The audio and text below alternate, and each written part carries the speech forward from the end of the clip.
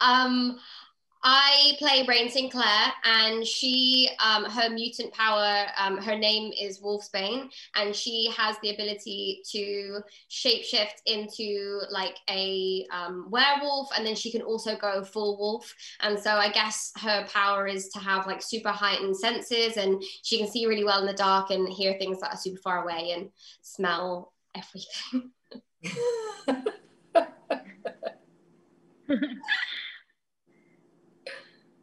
Hi, I play Danny Moonstar, and my power is to make people's deepest fears come to life.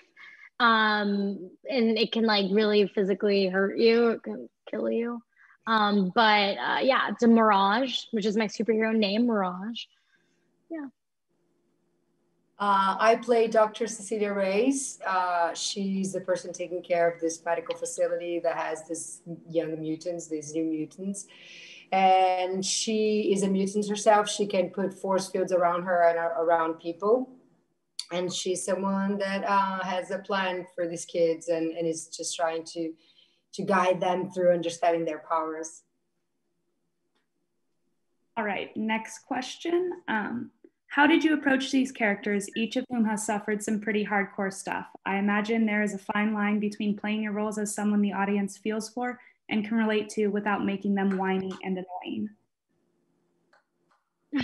Ooh, interesting question, girls.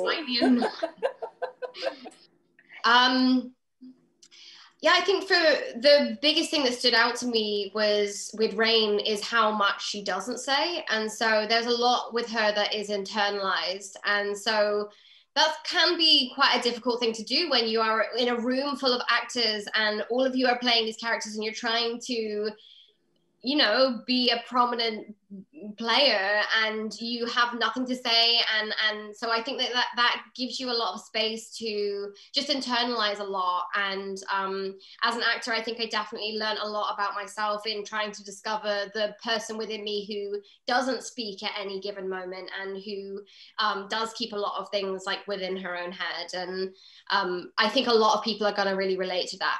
Me, not so much, because I can't stop talking. But people who are watching this film will. You know, playing Danny is hard because she has to talk about what happened to her a lot, even from the beginning, because she's just gotten there.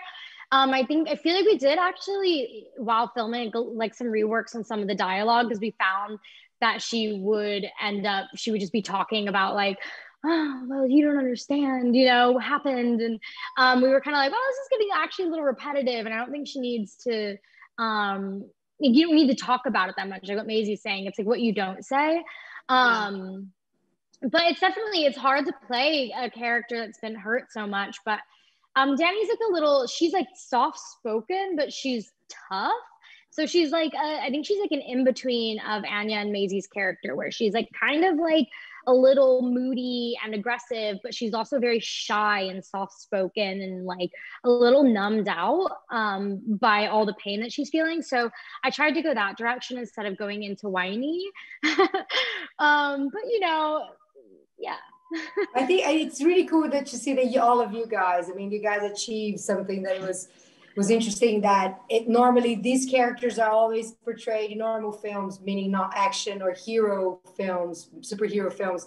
They would be the problematic teen, or the teen that has issues, or the teen that is like there's always something related to that. And in this film, in a way, which I think the X-Men always do, is that what is called the different and what is the one that is not the normal, they are the heroes, and their struggle is what makes them stronger. And I think you guys really understood that with Josh, with the work that you guys did was really nice to see, is that through the work and through the preparation, understanding these traumas, being character driven, it's what made the film different, meaning you guys from the pain becoming powerful. Yeah.